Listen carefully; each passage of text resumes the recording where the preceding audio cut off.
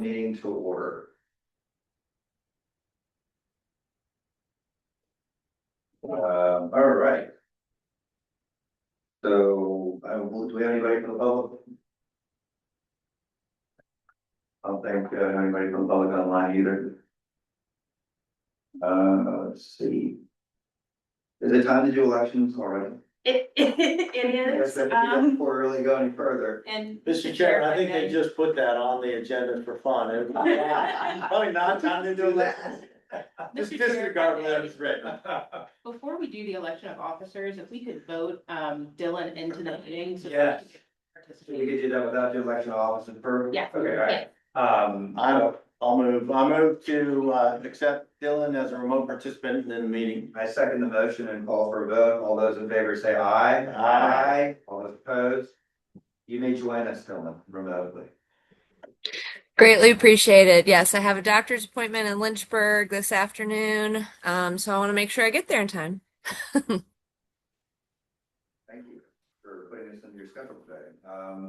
All right, election of officers. I will continue to serve as chair if you will have me. Okay, because there's a motion to vote. Motion to keep Thomas chair of RTAC. I'll second. All those in favor say aye. Aye. All those opposed?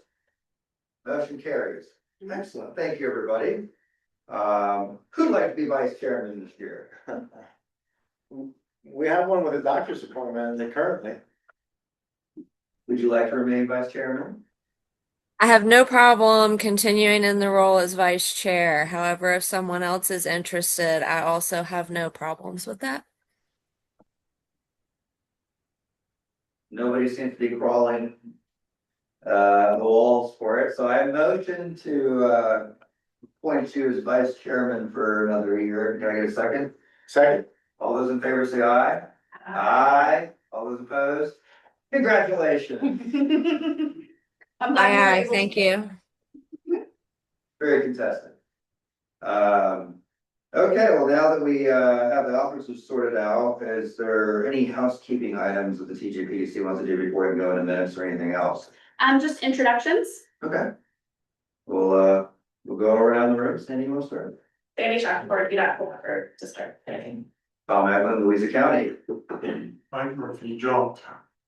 Jason S.P. John. Albert Greene, Albemarle County. Jim Friedel, Greene County. Kate White, I'm with TJPDC. I just started July 1 as the Director of Regional Planning. So Welcome. nice to meet you all. Fantastic. Taylor Lowry, TJPDC. And Sarah Pennington with TJPDC and Rideshare. Excellent. And then people online would like to go in order. Any order is fine. I'm sorry, my computer glitched, so I missed the activity we're doing right now. Just introductions? Yes, ma'am. All right, yeah. I'm Dylan Bishop. I am the Planning and Zoning Director in Nelson County, and I just hit 7 years. Yeah. Congratulations. I'll go Christine Jacobs, ED here at the Thomas Jefferson Planning District. My name is Ian Cole. I'm an associate planner with Louisa County Community Development.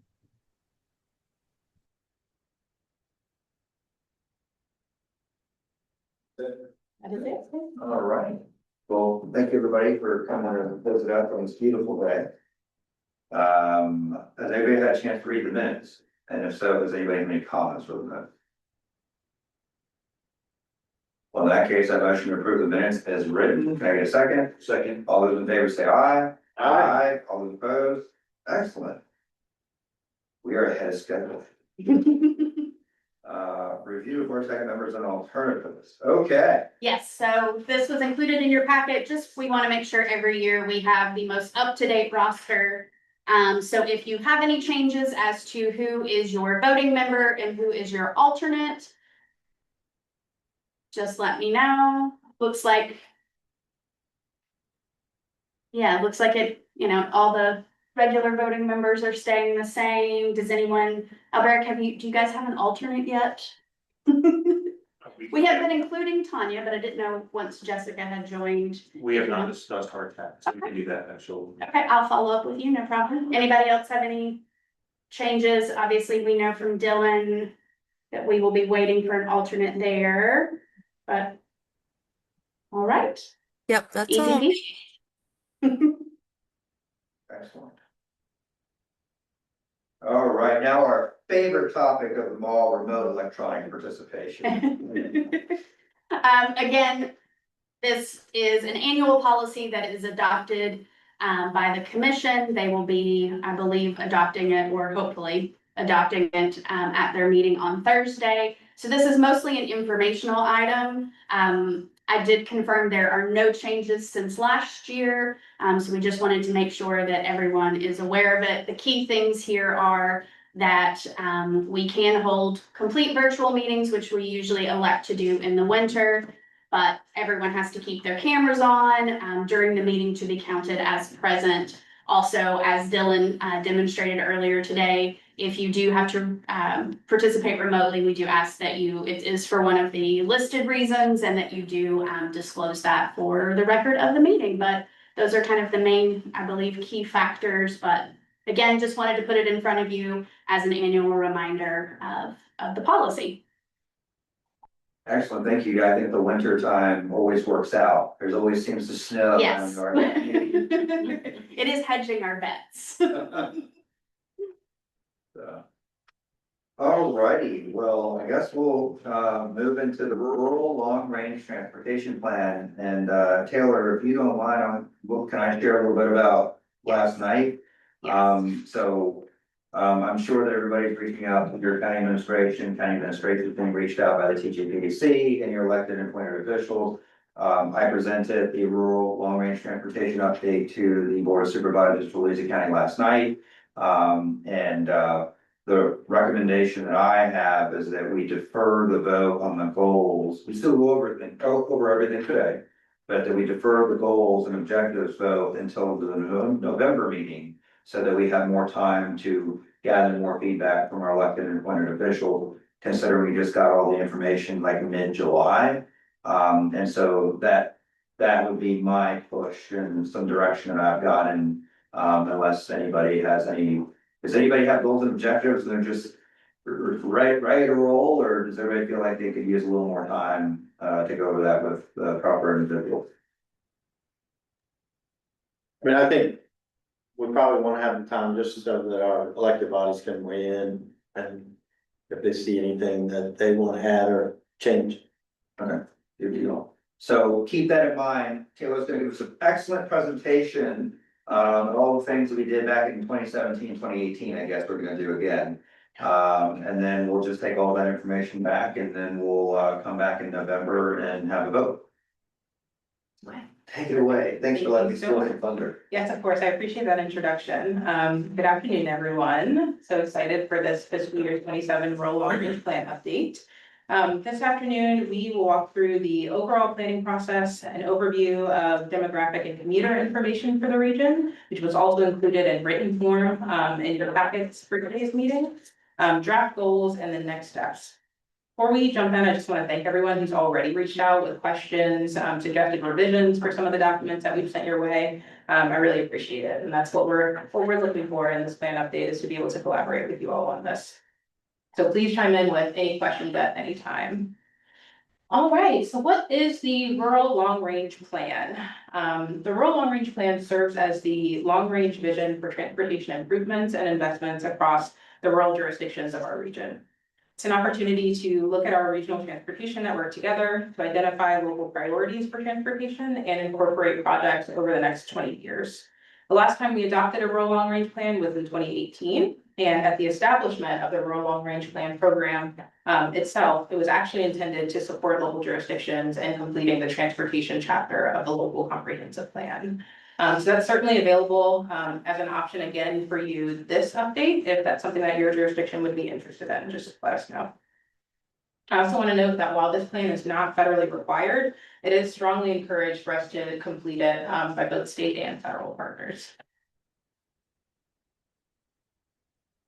All right, to kick off this update, as Tom already mentioned, we did send a staff memo to local jurisdiction leaderships to make sure everyone was aware that we were undertaking this update to the plan.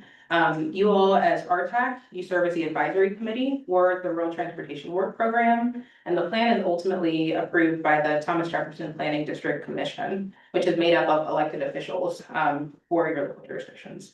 We wanted to outline for everyone when they could anticipate voting items coming up, when the things in the scope of work that you all saw in May could be anticipated to come before each of the committees, and when we would have certain deliverables for you to be able to review.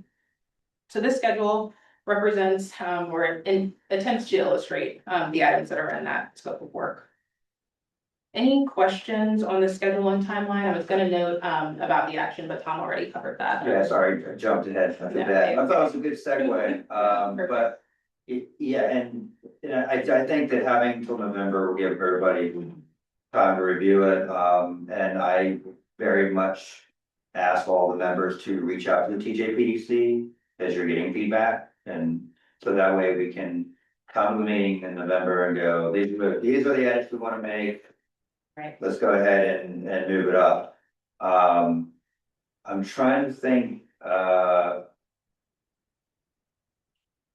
and Taylor, I want to thank you for coming to the meeting last night back, because I did not know if we were going to dive into any technical questions. Is that something that you're willing to do for other localities if they plan on just presenting to their board of supervisors of the group? Yeah. Okay. And we're willing to help you all develop materials if that's helpful, like anything that you all need to facilitate that communication. We're willing to do. So no excuses, November. Everybody's got to come with a vote ready.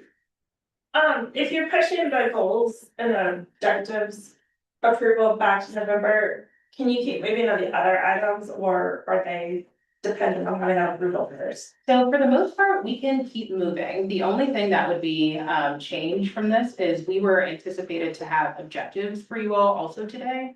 But seeing as though we might want a little bit more time on the goals, we would have to do goals and objectives at the same time. We do have a slide in this presentation a little bit towards the end for a discussion on what could inform the objectives. So that'll be helpful to everybody's feedback. I think I would love to go over that simply because I have a feeling, at least from my standpoint, that I'm going to get not only goals, but some objectives. So, I'd like to see that slide. We'll get to that. Great.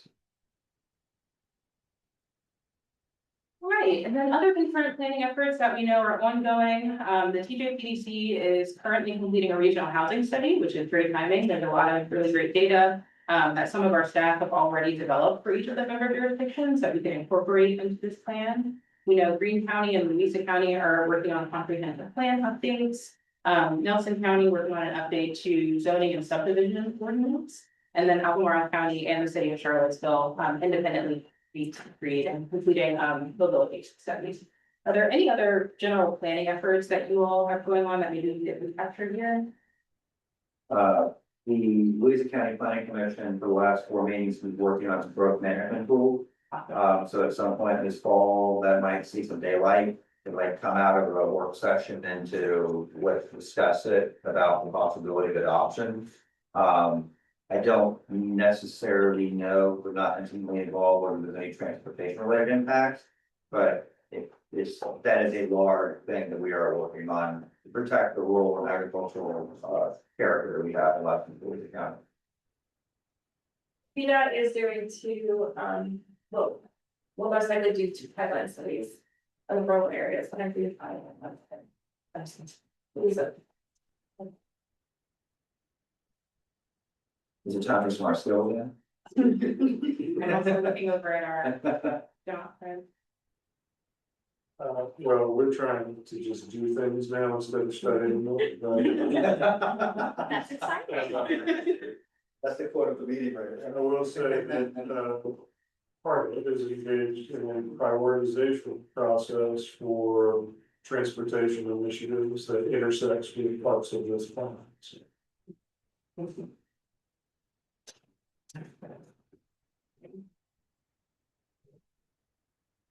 All right, and now we can jump into the overview of the region.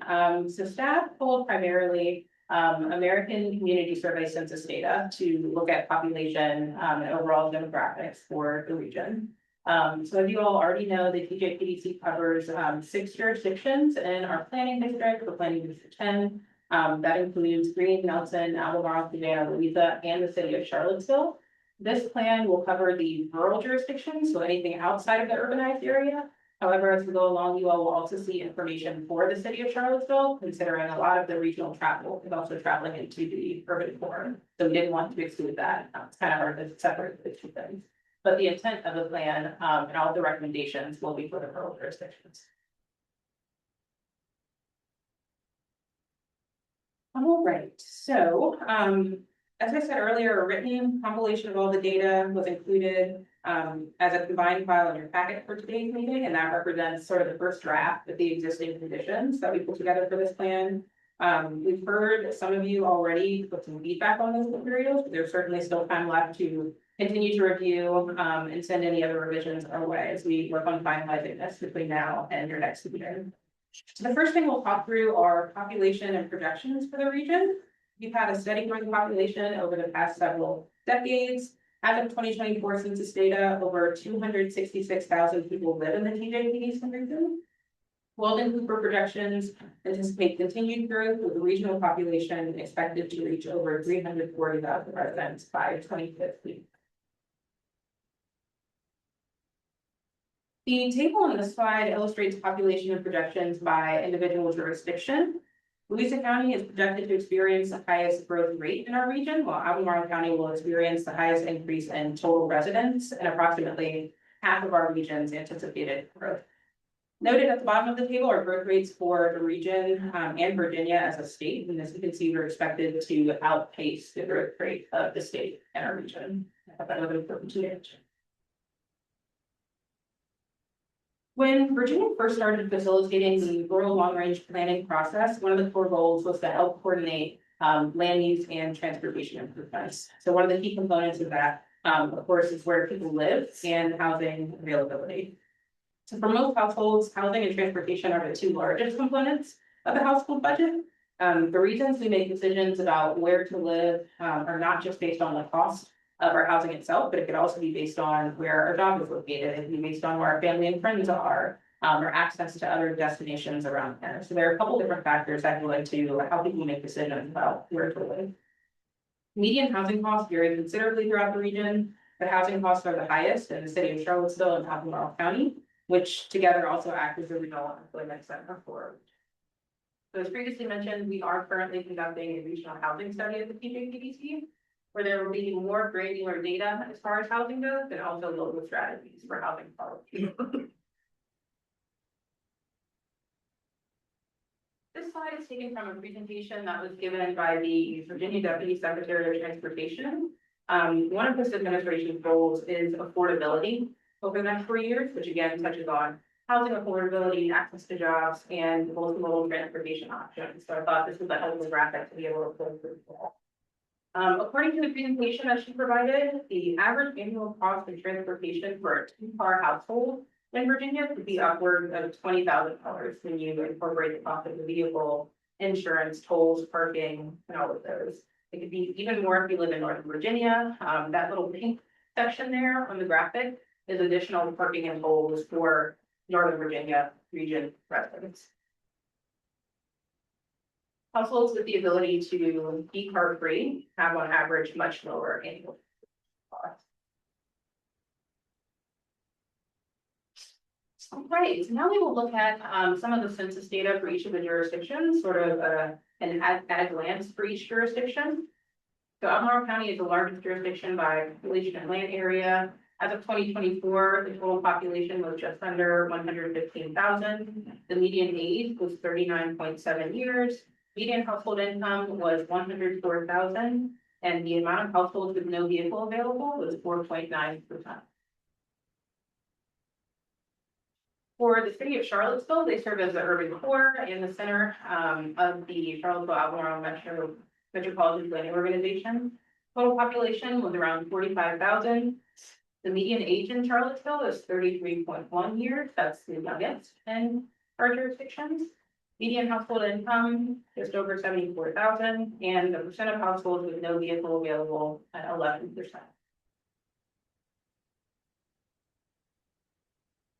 For Fluvanna County, total population in 2024 was just over 28,000, median age 43.5 years, median household income 96,000, and households with no vehicle available about 4%.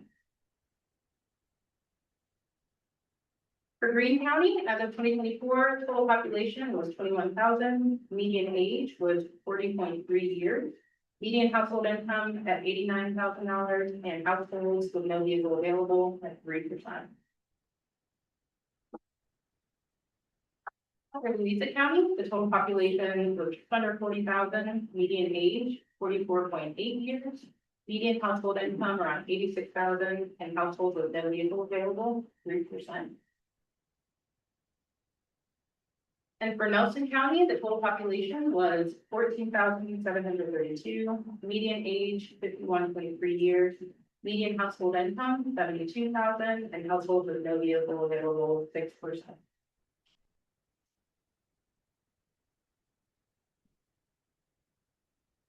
Any question about demographics before we jump into some of the commuter information? I have, because we're here, Yeah. John's sitting next to me. We have a breakdown of like 3% of households don't have vehicles in Louisa County. Is that broken? I'm not looking for it right now, but is there a breakdown or someone has statistics of what those smaller percentages are made of? Yes, like the actual numbers. Yeah. Yes, that should be in the written documentation. I'll have to double check or whatever, but if it's not, I can quickly pull that. Yeah, just the curiosity, so. It's also in the rural transit needs assessment. It was delivered to Louisa and all the other partner agencies in 2025, end of 2024. And so what creates transit dependence is in part these factors, but also percentage of population with disability. Sure. Percentage of population in poverty. So there's some other controlling factors outside of those that are listed here. I think maybe one more layer tailored particularly for transportation more globally than transit would be of that population, right? Like what percentage of it is actually of driving age and older, right? Just so that you have that captured. Understanding that particularly in Charlottesville, there's a big chunk of people who actually can't be on the roads right now. Thank you. That's just curiosity. Yeah, thank you. I appreciate you all. All right, so we also looked at census data for average commute times in the region. Mean travel time to work is 28.3 minutes overall, but it varied considerably for each jurisdiction.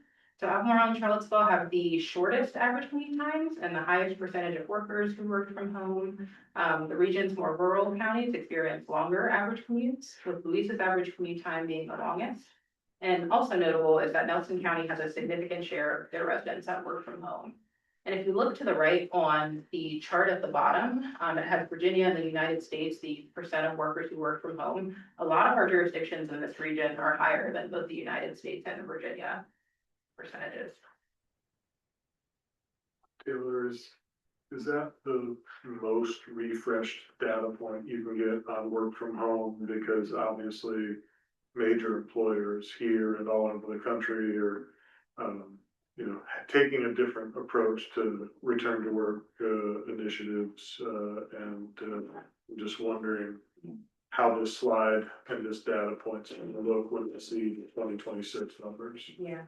So this was the latest available that was able to be pulled for census data, but I'm happy to do some digging and see if there are other data sets that might be available for that. Sorry, is your question whether or not, like, if you telework, if that's like accounted for in terms of the average? Or just accounting for that as like part of the bigger context? Yeah, I think it's part of the, it's both, right?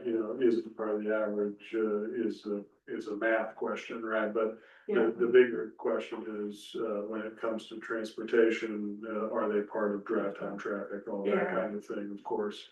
And I can just say for sure, we know both local and national employers where between 2024 and now, the percentage of people who are allowed to work from home has plummeted. So, I think that this is likely to look different. And I appreciate that question too, because Louisa County, we're working towards getting fiber to every household and business in the county, and I'm surprised that it is as low as it is, although I think that's made up by the fact that we have such a longer commute time, right? So, and maybe more people are in employment that does not offer that, or they've been asked to come back to work, so. Yeah, doesn't she, the statistics are interesting. I appreciate those notes.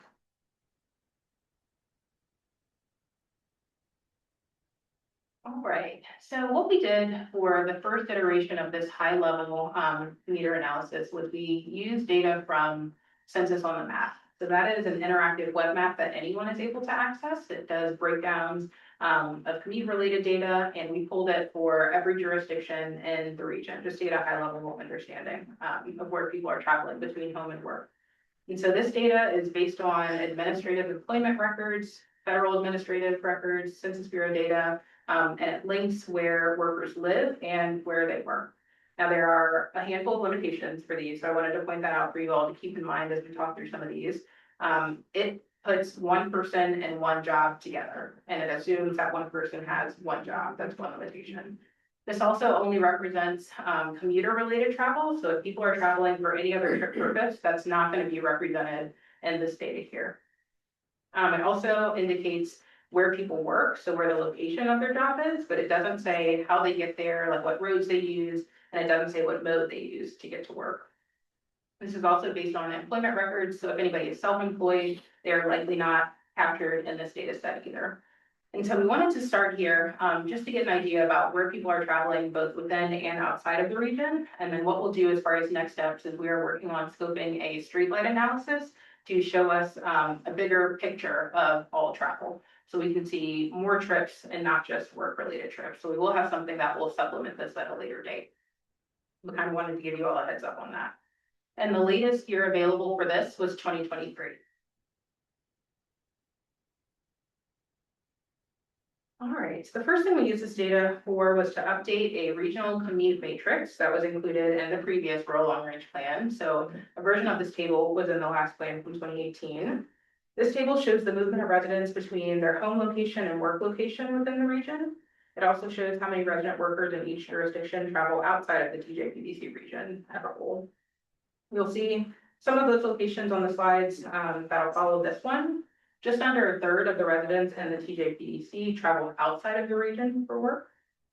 And this table also shows us that the strongest commuting relationship in our region is between the city of Charlottesville and Albemarle County. So now we'll look at each individual jurisdiction's work-related commuting characteristics. Any questions about this before I proceed? Can I ask, when you add all these up, Yes. and imagine that X number of people, looks like, 120, 130,000 people are coming in to the region to work, right? How does that match what the workforce needs are of employers? And I'm just curious, like, would we talk to employers and find that, they find a lack of available resources of workforce ready people in the region, or there's a surplus, or it's just about right? Like, how do these numbers match what the employers want? That's a really good question. I will preface by saying we do not have an economist on staff. And so we look here and we glean what we can from the data. In the slides coming up, there is a metric for each jurisdiction that shows out of the number of jobs in each jurisdiction, how many people are commuting in to use those jobs, which could give us somewhat of an idea. Like if you have 80% of the jobs that you have being filled by people outside of your jurisdiction, that can speak to the local employment base. Right, and I'm just looking at this bottom column here right now, and like quick math, didn't really look at it carefully, but over 40,000 people are coming from outside the PDC to inside the PDC to work, which means to me, right, that there are needs that need to get met that can't be met by our, or are not being met by our residents. I appreciate that. And also in the written documentation, there's also the top 10 employers in each jurisdiction. which could be helpful in helping us figure out the answer to that question.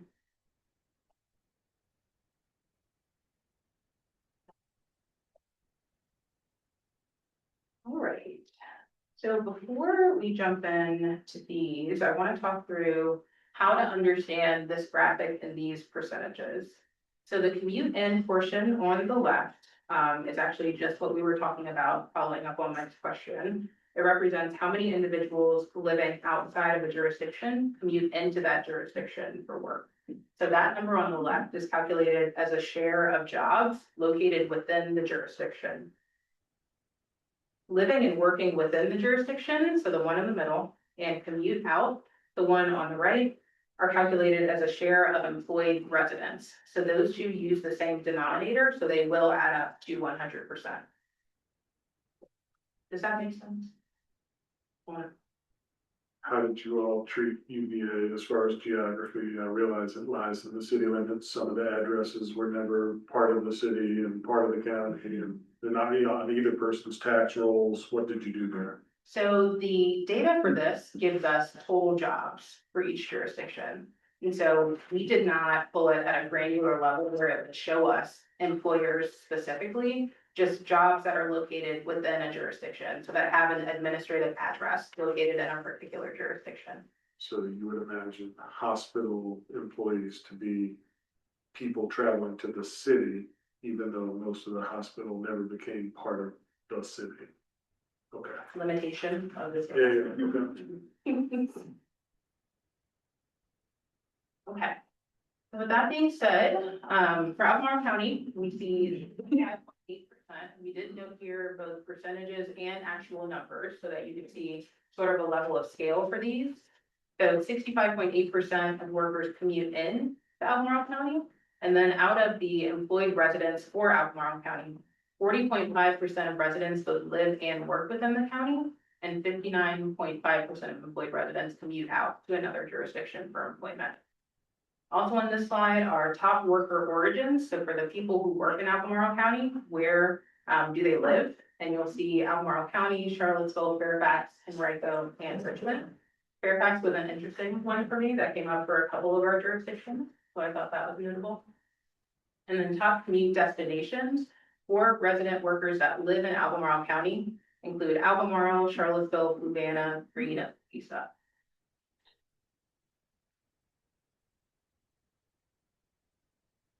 For the city of Charlottesville, 82.6% of workers employed commute in to Charlottesville.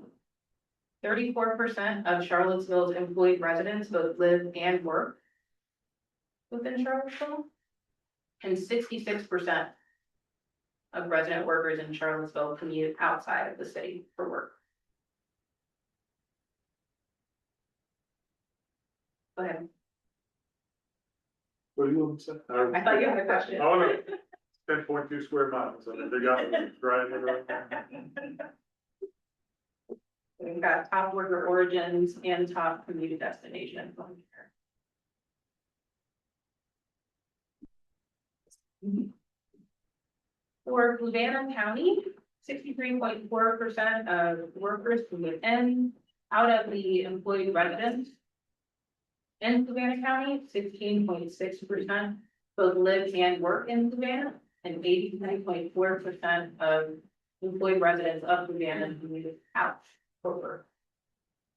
Some of the places that are going include Albemarle, Charlottesville, Fluvanna is a top commute destination, Louisa, and Fairfax. Here's the and you see in the top worker origins, so for the measure on the left, we see Buckingham County in there, and we also see the Chesterfield County in there. So that's some travel from outside of the region that's coming in.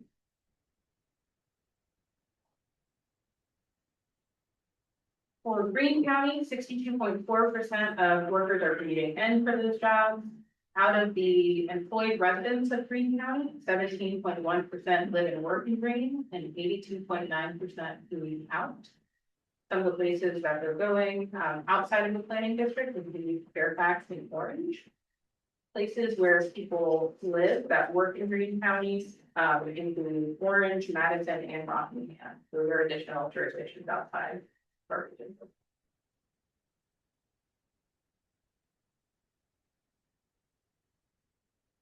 Louisa County, 65.1% of workers are commuting in.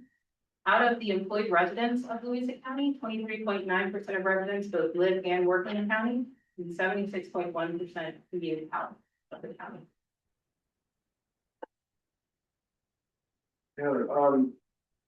Does this, so the housing study, they had pointed out that within these numbers, people who telecommute.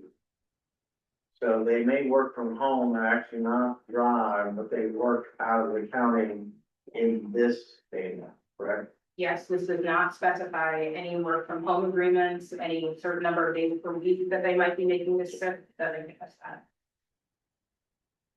So this is telling you where people live and where people, like where the business Yes. address is for where they work. Yes. Yeah. Or this also might not consider, like you could have one home base for an organization, you have satellite locations that might not be listed under those addresses. You could have workers who might be in the field for most of their job, that could be on roads like that. There are a couple nuances that. So it's safe to assume that you were trying to really figure out a number, that percentage of teleworkers in your community would offset all of these numbers. So if it's 15% of people in your community are teleworkers, every one of those numbers might be 15% high.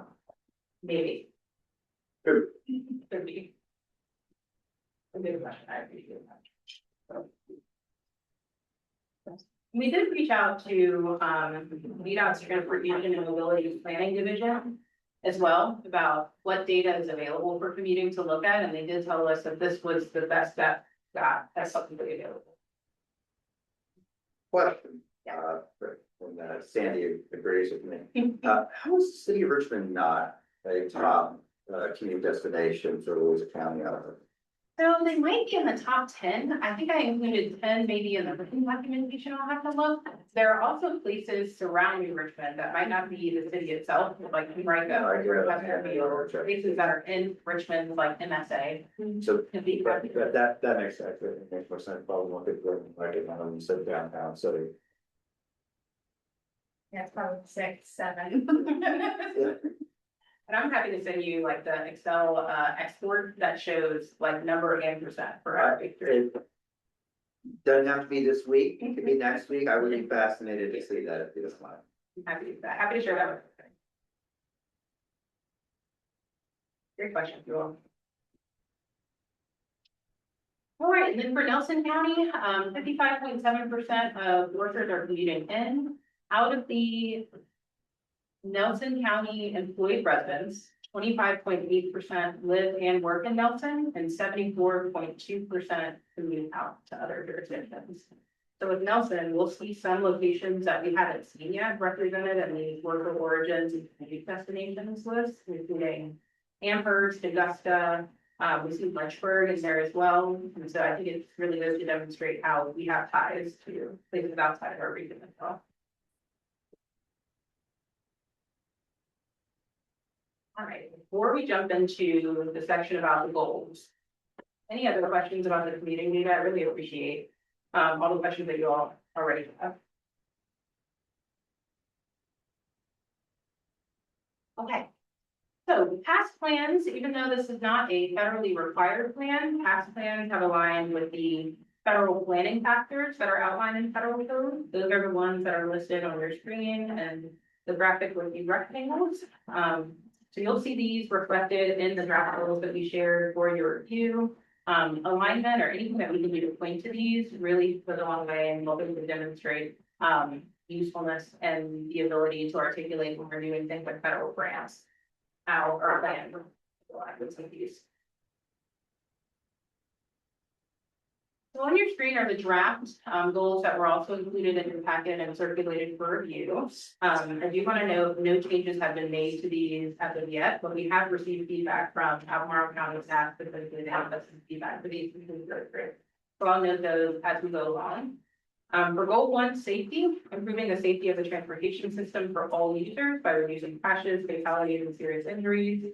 The feedback that we received from Albemarle County staff on this one was to only focus on fatalities and serious injuries. That would bring us in alignment with Move Safely Blue Ridge, a regional comprehensive safety action plan. For goal 2, mobility and accessibility, provide reliable access to destinations for all users by integrating various modes of transportation. For this one, we also heard feedback from Albemarle County staff that transit wasn't incorporated in any of these goals, and they'd be interested in seeing transit incorporated. I thought maybe that could fit really well under goal 2. For goal 3, economic development, support freight movement, workforce access, agriculture, tourism, and economic development. For this one, the feedback that we got from Albemarle County staff is maybe to rename this economic vitality, to reduce the emphasis on just physical development for things that you could do to impact these things. Goal 4, land use and transportation coordination. Goal 5 is system preservation and maintenance. And goal 6 is community and environmental stewardship. Any other feedback on these or thoughts? I have some initial feedback, not from my elected and appointed officials, but just from the planning standpoint of this, because I'll give that feedback later. Community environmental stewardship, we're really focused, Louisa County right now, on protecting the rural agricultural character. And so I don't know whether putting some wording of that sort in, so it's not just environmental stewardship, but like this area does have a lot of agricultural character to it. Nelson, for example, relies on, a lot of agricultural resources for the tourism, Greene as well. So I don't know, I have a feeling that goal 6 will change slightly to be more ag focused. Anybody disagree? Rural counties, Well, I have some clarification questions. Is it more about environmental protection, or is it more about like protecting like agricultural like businesses? I would like to see both. Just one of those, I think, might be more related to like the land use and transportation plan. And part, go ahead, Jim. I would agree. I mean, I think environmental stewardship is the smog, the noise, the bifurcation on land with highways and roads. Whereas land use gets at, the use of the property and promotion of the property and how tourism ties into that. So your thoughts about preservation, I think fit more under the land use category. Still transportation related. Okay. But I think the environmental is more about the true environmental impacts, fuel leaks, smog. Okay, that gives me clarification of just trying to figure out where goal 6 was going. And, part of the thought is, tractor movement, people riding horses on roads too. That a lot of that happens in our counties, believe it or not. And, I see people complaining about it, unfortunately. But that answers, Jim, I appreciate your insight. I think we have some Louisa residents that ride across public roads in Albemarle on horses, at least once a year. I agree with that. Does anybody else have any initial feedback and goals, understanding that we're gonna get more of that come November? Is your concern that agriculture maybe isn't emphasized enough? Yes, I think the word agriculture would be nice to have in one of the goals. Noted. I guess I'm trying to figure out how to make this make sense even in my head, but for economic development, would redevelopment be something different from that? I guess this is for rural areas, for places in the county like Scottsville or Batesville, to try to kind of bring back some of the, country stores or other things like that. I don't know if that would count as a redevelopment or if that was longer development exactly. I almost wonder if redevelopment might be captured under goal 4. Maybe supporting efficient growth, with redevelopment. Yeah. Open up and thought. You can I don't think so. I mean, I think, and I'm always struggling with that in the last 10 to 15 years, where they have promoted rural related businesses and then they restricted it even though it was still allowed, and there's some zoning changes maybe 8 years ago. Getting at that same thing is once an area becomes rural and that old store is no longer in use, did they want to allow it to come back into use because it provided a local service? Or did they want to prevent it because it's taken away the rural area? Yeah. And it's, it is a struggle, because it could be viewed the same, different ways. We have problems in Greene County where, our loudest members of the population feel like tourism is destroying the rural area as opposed to protecting it. And then they'd rather see a housing development on a farm than a winery. So, it's all perspective. And we had, which you're probably struggling with, Tom and Louisa, we had some people that wanted us to define rural and have a small area plan with detailed goals for what's rural. And yet 15 people in the room had a different opinion on what was rural. Mhm. It's not as easy as, cleaning up the downtown center. We want it to look like this. It's, one person thinks farming is rural, another person thinks houses on 2 acres is rural. Somebody thinks of a winery and events is rural, another person thinks something else, so. It's a challenge and that's a fun. Of course, it's also, job security.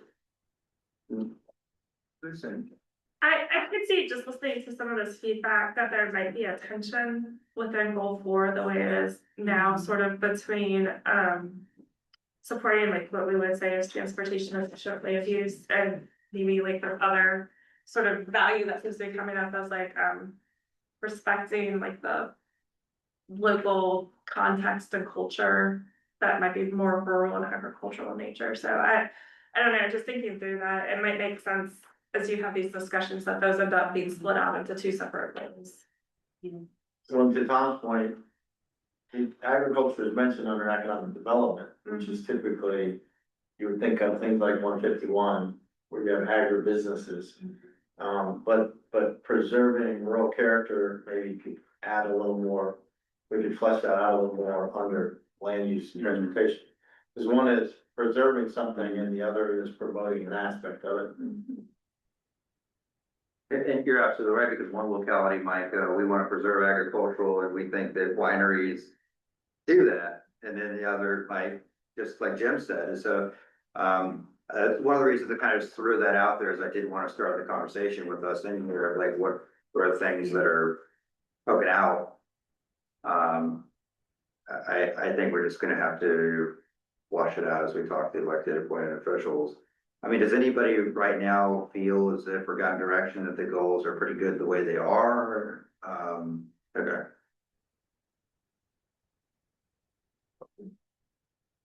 I think that unless you have, 1 page or 1 novel for each goal, it's not gonna answer all the questions. And it's gonna be different in every community.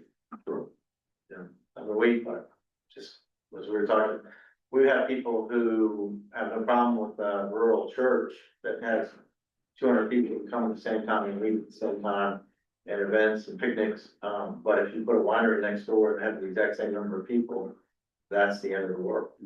So, it's just all about perspective. Key word of the day. Perspective.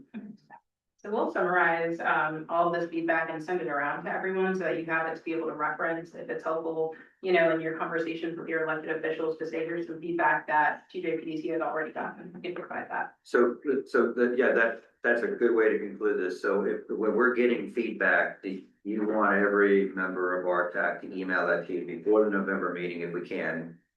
Preferably not the week before. We'll see.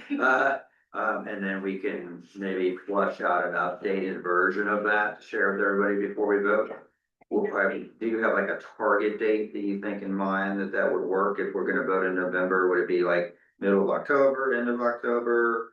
Before we get a version 2 of goals that we can shop out for a vote? Yeah, so the November meeting is the 10th, so we would be sending the packet out to you ideally around the 3rd or 4th, so. I don't know, early October, yeah, possible, Give us time to compile all of it and. One suggestion that might help with this, the very next slide sort of answers some of the questions and shows the correlation between some of the things we just discussed and each of the goals. I don't know if it's easier to show those side by side. Yeah. It'd be awful hard to read, but, Yeah. but they do tie together Mhm. when you look at them. And I think that I'm actually gonna use PowerPoint when I'm discussing it, but if that's okay with you, I think it's a great, Please do. great PowerPoint. As Jim's saying, it adds more flavor to the goals. And also provides a great breakdown of the demographics that you've provided earlier. And this will also help us, this slide was my attempt at getting us closer to objectives, right? Thinking, how are we gonna pledge measurable things in our plan? And so starting from what data do we even have available to be able to measure these, to give us sort of a discussion slide, something to talk around. You know, but also open to hearing feedback on these as well. Are there other data sources? Are there different ways to measure these things that maybe we haven't thought about already? Would be helpful feedback. So why don't we make like a goal of October 1st? That if everybody can get some feedback to the TJPDC October 1st, and that way we can try to come together with a decision in November. Appreciate that. We've had a lot of discussion already on goals, but thank you, Jim, for moving us along to this slide. We've got a few discussion questions up here. Anything that folks would add as far as what does success look like for these proposed goals, what data sources? Are there outcomes that we can't measure with quantitative data that maybe have different measurements of success? Just really looking for your input here as well.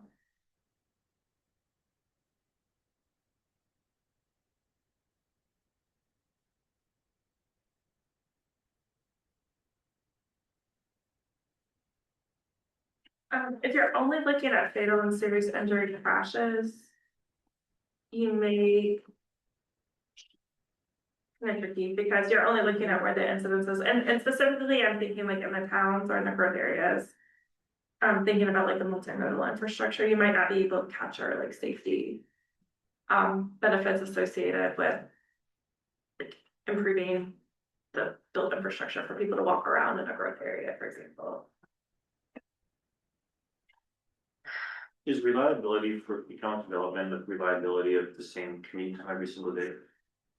I think could be, like, I think really it is the predictability of your trip, like how often can you make your trip and it is an expected trip versus some days it might take this long to recover from an incident or, 30 minutes versus a 10-minute trip. There are a couple different performance Yeah. measures related to it that fall into that general. I don't know how you tie it in, but I think accessibility, maybe not the same type of the definition, but is important for economic development because how many businesses have we seen fail because it's too hard to get into or, it's just so that your whole network and the arrangement of your network also helps with the success of the economic development. Great. I know I'll leave place, but if I can't get to it easy enough, I won't go there. For some old capacity. One of the things you could do with some of these is just, if you wanted to take a more qualitative approach, it could just be sort of like answer a yes or no. Like this is this on like an improvement on a corridor statewide significance? And if it is, then maybe it has economic development. You could say yes, and helps support that goal, or just kind of maybe looking not necessarily at what like quantitative data, but what data is there that can give you information on like the characteristics of the network, the location for some of these. I mean, obviously takes what's helpful and disregard what's not.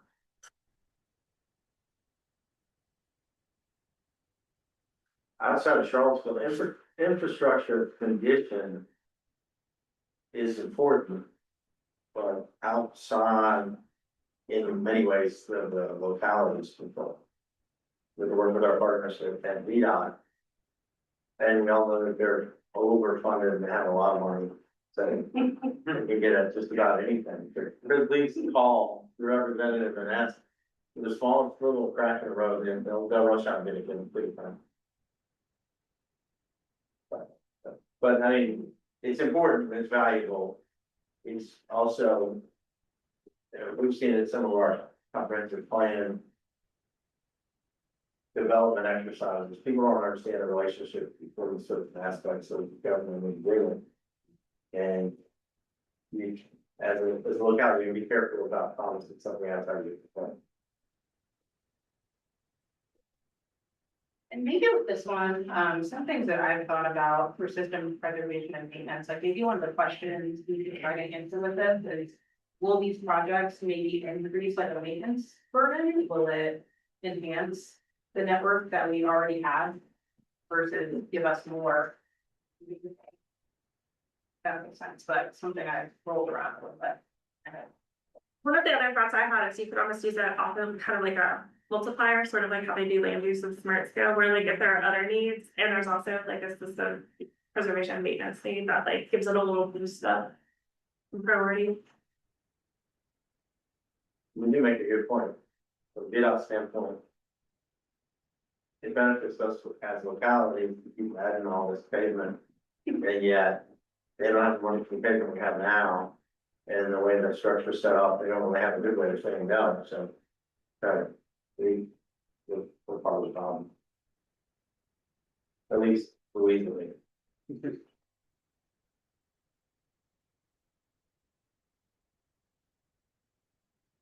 Well, I appreciate everybody letting me start a conversation here, just to talk about the goals. I have nothing further to add at this time.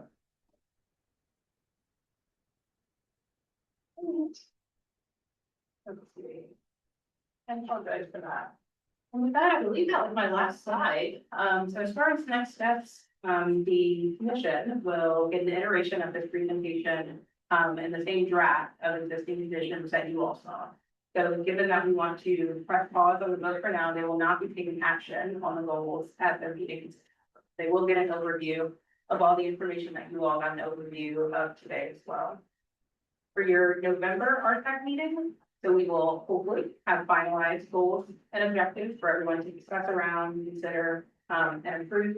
We also want to use some of this information to help us understand how do we want to prioritize the progress, and that will be directly tied to the goals and objectives that we have, right? Like if we're building some sort of matrix or a spreadsheet exercise that helps us prioritize our projects, that should be informed by the goals and objectives that we adopt. So we'll talk more about that at your next meeting. The next phase of this, we will also be looking at the regional transportation system. So that involves the streetlight analysis that we talked about. And it also talks about looking at things like traffic volumes, the condition of the infrastructure, more of a deep dive on the transportation related information. So a step forward from existing conditions. And then we'll also start a conversation about public engagement at that next meeting as well.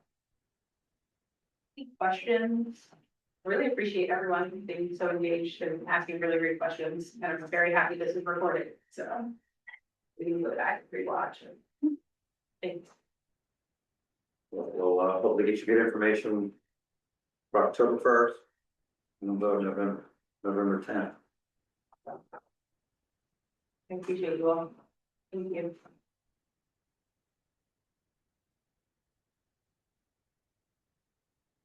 Thank you. All right, I'm ready for Culpeper District update. Well, the big one is that we submitted 22 Smart Scout leaders. The localities of the regional body has submitted 22 applications for Smart Scale projects within the Culpeper district before the deadline last night, which was all of them. Nobody missed the deadline. So thanks to everybody for their hard work in getting those in. We'll look forward to seeing what gets funded as part of those applications. So as we sort of are winding down the Smart Scale application efforts, I mentioned earlier that the Culpeper district is it is most likely going to be pursuing 2 pipeline studies.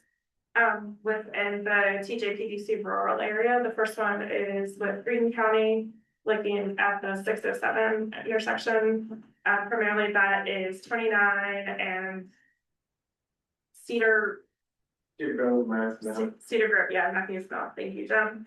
So, there's a lot of traffic challenges out there right now.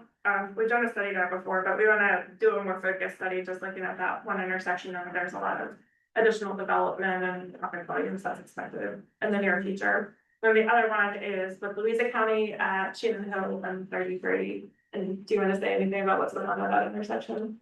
So the Shannon Hill Business Park is comprised of about 700 acres. It was created, prior around COVID. And, it was recently sold to Etchcore, for a data center campus. So, the majority of 700 acres will become Etchcore. So that's going through site plan review right now. VDOT is reviewing the site plan. That's all I got for that. Rollins. I think there are also already some safety concerns there, so we want to take a look and see what we can do to help that intersection operate more effectively and safely. And that intersection is relative, it's close to City of Richmond. I mean, it's not as close to Dove Springs, but it is an exit for both Gibson and Louisa County residents to use. So Would that, actually improve the intersection when your IT numbers for data centers have to be way lower than a true industrial park? but in theory, when the industrial park was created, there's gonna be a lot more daily trips, but after construction data center, if you're right, it wouldn't be as many, I guess, factory or whatever laboratory, whatever you're gonna have in your industrial park, so. So that's the next round of studies, and then the only other thing that I'll mention is that we got an update last week that the Office of Intermodal Planning and Investment is not expecting to continue their growth and accessibility planning program, grant program. So just wanna mention that. Otherwise, you don't have any questions, not to answer them, but most of it's going. Sandy, thank you for all your hard work with Marcel. Absolutely. You're welcome. All right, Lynchburg District update.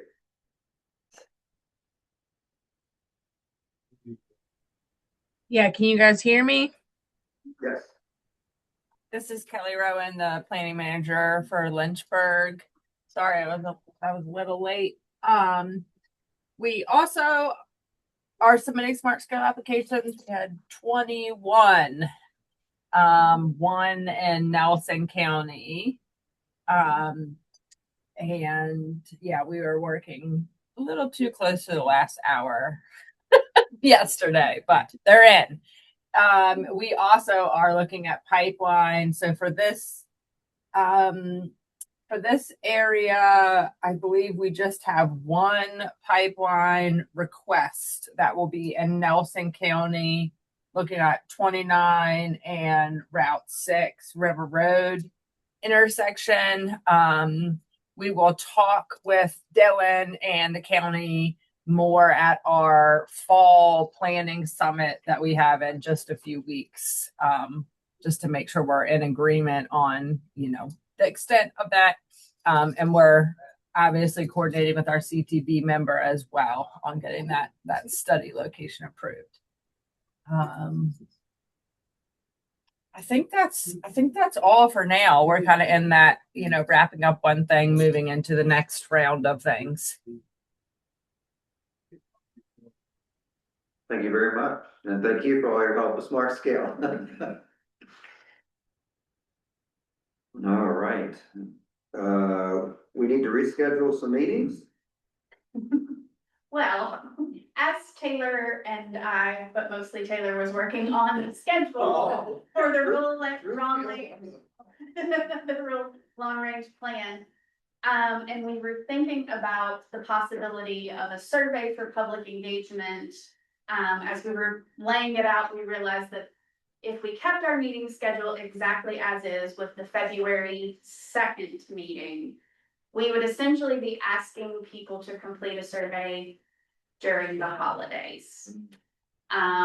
So we wanted to get your feedback on if you thought that was an issue, kind of, you know, we were a little hesitant. And our proposed solution was to see if possibly moving the February meeting to either of the 2 March dates listed would give a little bit more time for the survey to occur, not in the middle of Christmas, and some time for us to, of course, analyze those results and present them to you. So, yeah, it's really just here as, you know, something for us to discuss, to get your thoughts and your feedback on, but we didn't want to come to you with just a problem and no potential solution. I could do March 2nd, but I cannot do the 16th if we want to move it. I mean, we have vice chair, so that's okay. Just on my account. I mean, how long do we have to do the survey, I guess is the question. We would probably look to leave it open for at least a month, and give our staff enough time to be able to work through those results and produce materials for you all. I mean, if you all need us to move it, we will move the meeting, so, maybe I was looking at the calendar to see if the 2nd or 16th works for you. I'm trying to figure it out.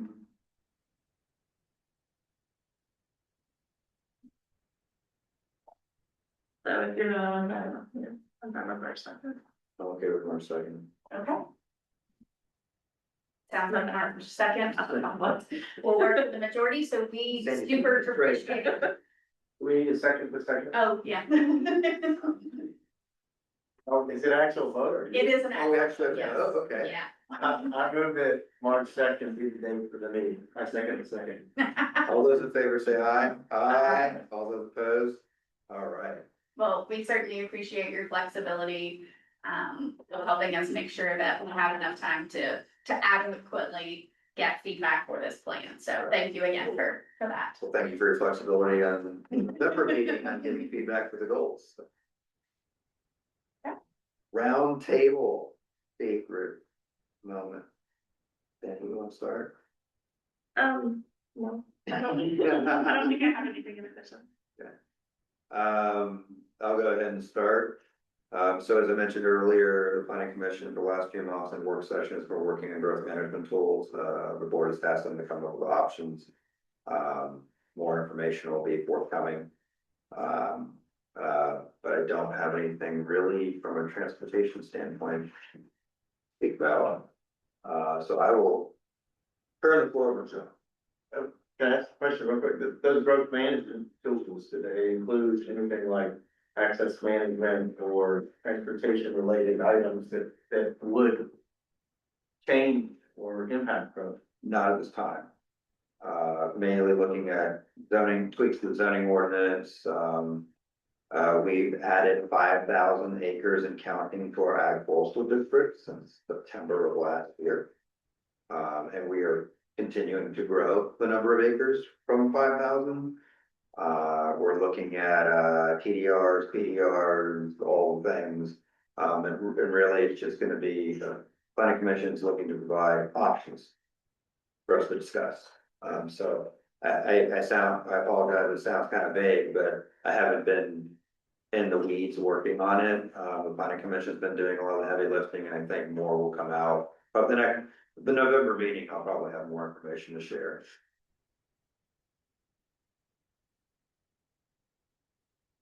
Manager. Yeah. I think certainly of interest, particularly to the folks that are not Charlottesville and Albemarle and carefully tracking the movements of the cargo. You should perhaps take a look at that prioritization study that's happening as the Carter board intends to vote on it in September.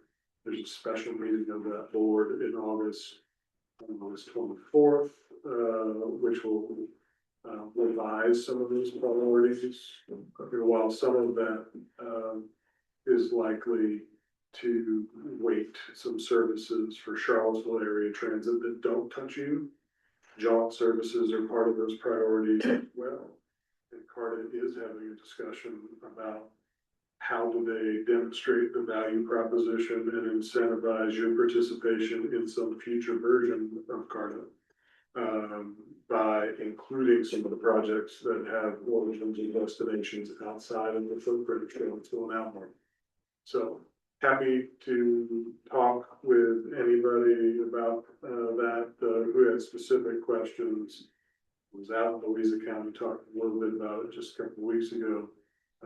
And we'll be making around to people about what the jaunt part of it is really. Other than that, right now we're piloting on-demand service in Greene County. And we are advancing our acquisition of software that's going to make that available over our whole 51 square mile footprint over the next year or so, which is exciting. We're experiencing some steady growth in most of our services, and particularly some of the commuter lines that are bringing in people. As of July 1, we have access to demo grant dollars from the state for 3 projects that are specific to folks involved on RTAC. One of them is to create a clean connect for commuter route, a fixed route service for Greene County. And that I believe, or maybe in your inbox between Kathy and I to talk about in a couple of weeks. And the other is here at the PDC, there's a team that thinks about mobility management. And one of the most common comments that they get is about when they get help coming into the urban core for appointments from Louisa and Fluvanna. When that happens in the morning, they have to wait until mid to late afternoon to get that transportation back. And so we applied for and were successful in getting money to create midday service for both of those jurisdictions.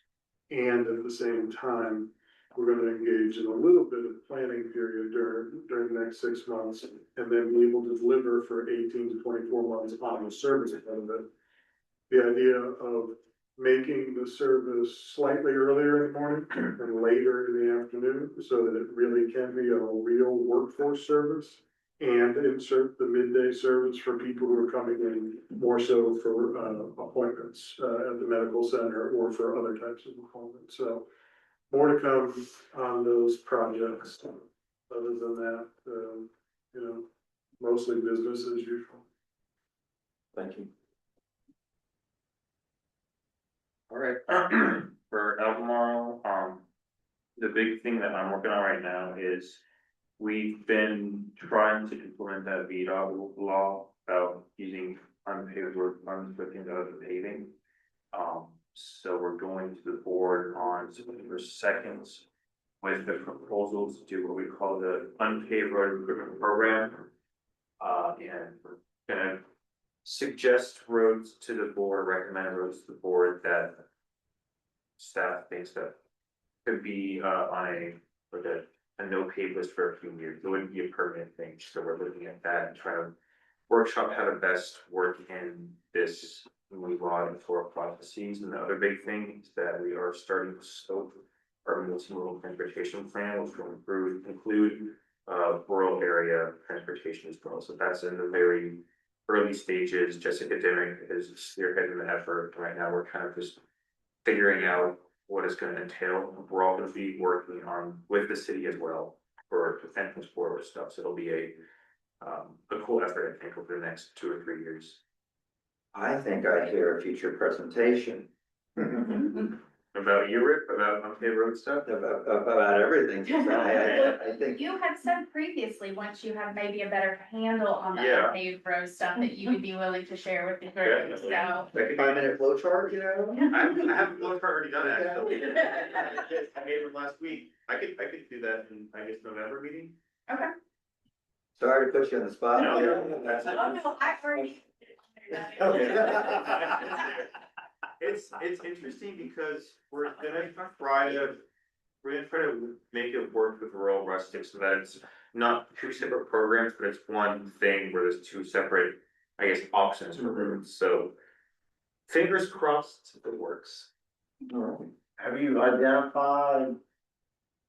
Cause some of the roads. Don't qualify for improvements.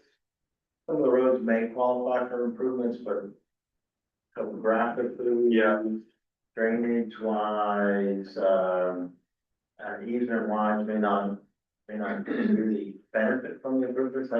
How do you break that out? So for the roads that people would say request a road paved, but it can't be paved for whatever reason, not in the EDT, there's too steep a grades. A whole host of stuff, they would still qualify for road improvement money because. You know, if there's a drainage issue and it's just a drainage issue, that can be fixed with the unpaved road funds.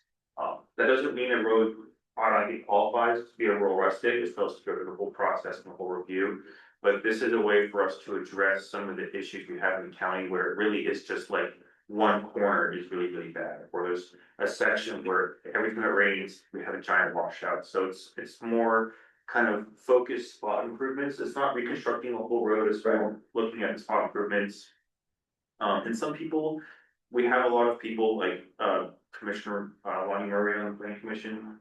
And now they're big onto the recreational aspects of these rural roads, and we want to preserve that as well, there's that balance between, you know. Being able to drive on an all-weather road and also having the option to go gravel biking or running on some of these calmer roads, so. We're trying to kind of balance that as well, which is why staff's recommending a few roads to not be paved for at least for now, so that people over here in the county, in the city, and also around are able to enjoy places like Ridge Road, for example, as a continuing feature that is a rural road and there's this rural aspect to it. A whole bunch of things that people have a lot of different opinions, Sounds fascinating. and I get to hear all about them. We've run into some roads where we looked at the non-paving options. And some of them are just, there isn't, because of the way the road was built, how narrow it is, the way the drainage is. Having drainage isn't going to flood some lower property, all of the above, there isn't a good solution, even unpaved. Yeah. I didn't know if you run into that, Not yet. I'm sure it will, if we're gonna hit a point where we're gonna have a project where it might be the best option to pave a small section, and when we run into that problem, we will. It's an iterative process that I keep telling myself, we'll have incremental improvements to this, every year for rural rustic that I've been doing it, it's, things have changed, so this is just a new year, new changes. yeah. Okay, That's the big thing for Albemarle County. thank you. Greene, so just follow up, last time mentioned that we have a smart scale project that we're working through where they, it's locally administered. They reached some major milestones, went through the CTB because the study showed that the original plan wouldn't work with the current traffic, so it was redesigned as a continuous green T. And what that is, for anybody that hasn't looked it up, is it's a partial signal usually, and the major thoroughfare isn't stopped. It has continuously traffic continuously flowing, but there's a long acceleration lane that's built. So in our case, it'd be a southbound left onto Route 29. So they'll stop northbound traffic. You'll come across and head south, but you'll be in a separate protected lane. And the morning commute and the traffic going southbound doesn't stop, which is key. So because if anybody's been on 29 north in the morning, it can get challenging. And sending you to the airport at least. And so that required another $5 million in funding, and it was approved by the CTB. Last Thursday, we had our design public hearing. We're in our 30-day period now, and then at the end of that, with our friends at VDOT doing a final review, we'll be able to put the bid out on the street and, negotiate through that and actually start having pavement down. So it'll be quite exciting. And then as Sandy had requested, Greene is looking at offering an incentive and reviewing a particular parcel, but it's not specific to that parcel, which may turn out not to be the right place. But we're looking at creating a unmanned vehicle testing site. So that companies that are in the area that are working in research and development have a place to locally test their vehicles. And so we've come up with a lot of potential conditions. We have a site that we're looking at. We're actually gonna have a demonstration with multiple pilots piloting this category of drones. It's the drones that are 55 pounds or smaller, which is the most common thing that's being tested now. And so we're just looking through that. We may identify that this is a good site or not. It's a county-owned facility. We don't have to follow our own zoning, but the board has asked and wants to follow through the same process, so we'll require a special use permit if it was a private application, and we're doing that. If we identify sites, we'll go through that process, and so we're, working through what it means, what restrictions we would have, what fears that people have. We're having this demonstration to find out if the average fear, even closely resembles an actual impact or not. So it'll be an interesting thing. People are worried about these giant flying vehicles that are gonna fly over their homes and spy on them, and these are smaller drones that I'll find out next Monday, but I understand that once they're 50 feet in the air, you can't see or hear them. And conditions and things that we're working through from other communities are that they would have to remain on the property. They're not allowed to fly over properties from our side at least. The FAA has different regulations on that, but we would restrict it. So unless there's an agreement with a contiguous property owner that allowed additional area to fly, they can't leave the property. Noise restrictions, insurance requirements. The contractors that would come in would have their own FAA licensing. We would provide the site with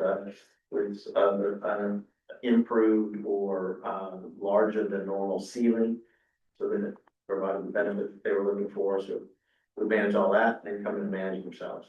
So that's the general thought. Can I ask a follow-up question? Mhm. Was this something that was requested, or is this a county initiative? Both. Okay. It's something of interest with people that are located in the county and work in that industry. Working through economic development, and it seemed like an incentive to offer when we're on the 29 corridor, where a lot of people that want to be able to do that testing want to locate. So it's a little bit of an incentive to try and attract people to the area and have an amenity for them. And then because of that, the board asked us to look into it. And because it's county property also. Interesting. Thank you for sharing. You're welcome. Thank you.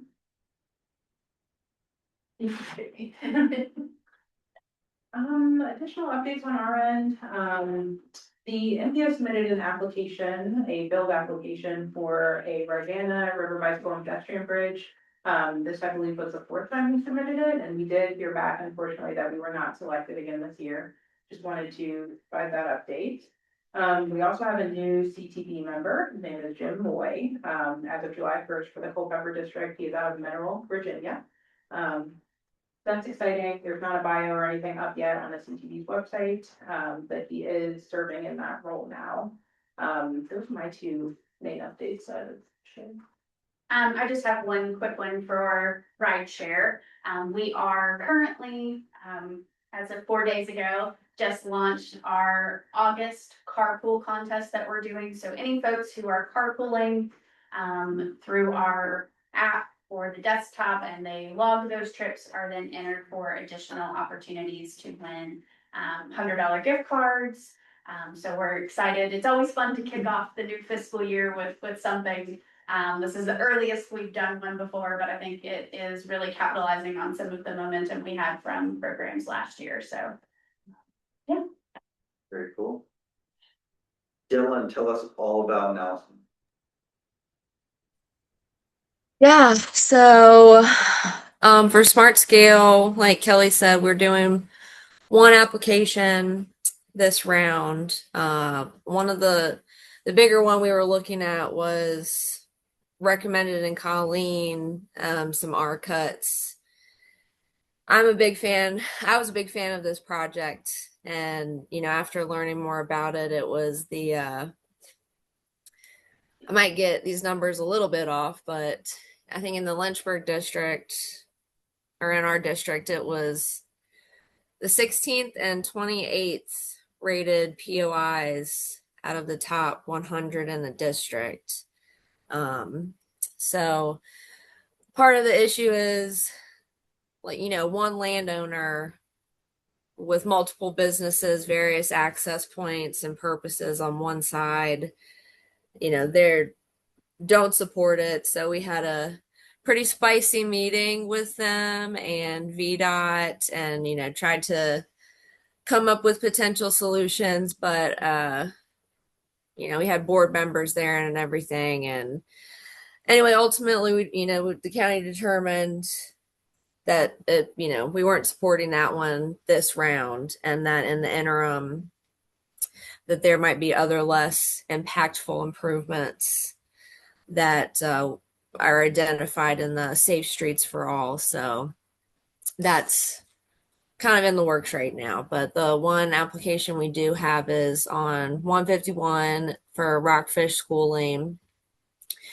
So we tried to apply for this one in the last round. VDOT fought really hard to allow its acceptance as an application, but it was unsuccessful. So unfortunately, because this is the way it works, we had to wait for a few more accidents to happen there to get thrown in the data. So within the last couple of years, that bumped it to being eligible for an application. So, and let's see, other things, the land acquisition that Nelson County recently purchased, about 680 acres, give or take a few. And it's got, road frontage on both the 29 bypass right before you come into Livingston heading north, and another highly traveled access road, Route 56. So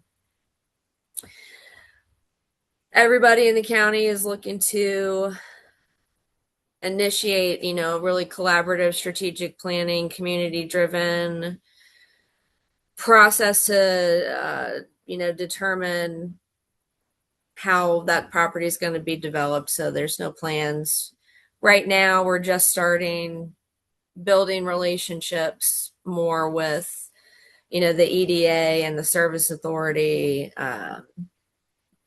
Over the last 4 or 5 years working on the comp plan and the ordinance update, figuring out how important it is to have that collaboration with those agencies. So early on.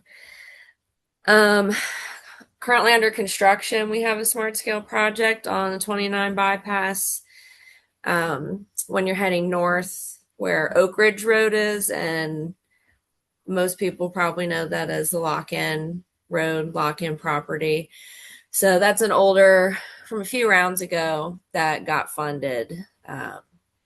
So that property hasn't had that particular event in a number of years, but they do other events throughout the year. And we have one really large one that came last year.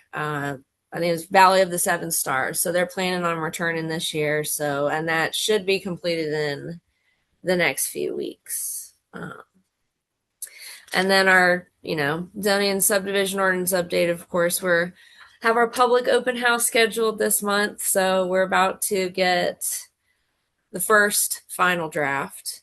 And have everybody be able to read that. We've been it'll be the first one pieced together for the open to the public since December. So then we'll have hearings. We're working on scheduling an adoption transition. And so I know Tom likes to have people do presentations, and he's mentioned it on more than one occasion. So I have some bones going, for a presentation about that experience and that process and relating it back to, transportation, RTAC and everything. So maybe March, if we're needing something by then. So y'all we'll obviously stay in touch about that. And then our rural planning caucus, of course, I always have to plug it, is in October. So check that out, rpcva.org. And if you have any questions, let me know. It's a great event. Great event.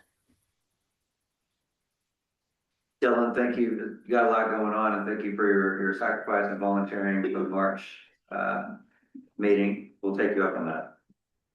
All right, sounds good. Does anybody have anything else they'd like to share with the group? Any other housekeeping items from TJPDC? Well, how about we motion to adjourn the meeting early? So move. All those in favor say aye. Aye. All right, we're done. Thank you, everybody. Bye. Thanks, Dylan. They never vote. You think you're keeping the line, boy? Sorry. No, I. Your first line. So, Sandy.